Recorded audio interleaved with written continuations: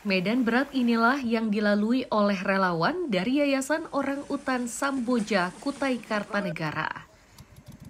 Perjalanan berat ini ditempuh demi untuk melepas liarkan 6 individu orang utan ke habitatnya, yakni kawasan Kehje Sehwen di Kutai Timur. Perjalanan tersebut tidak hanya dilalui melalui jalan darat, namun juga jalur sungai kecil berarus deras. Meski begitu, pekerjaan ini harus terselesaikan.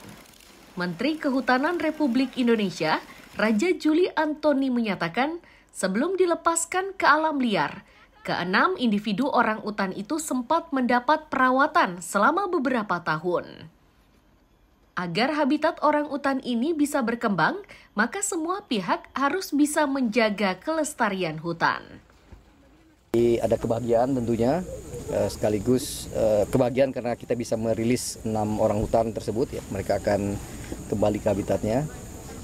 Tapi sekaligus ini juga merupakan tantangan bagi kami, pemerintah pusat, pemerintah daerah, dan seluruh stakeholder tadi untuk lebih serius lagi menjaga kelestarian hutan, ekosistem dan habitat orang hutan dan satwa lainnya, sehingga tidak banyak yang kemudian harus dikonservasi, ya, semacam di sini, di tempat ini, atau kemudian mengikuti pendidikan orang hutan, dicek kesehatannya dan kemudian dilepas liarkan.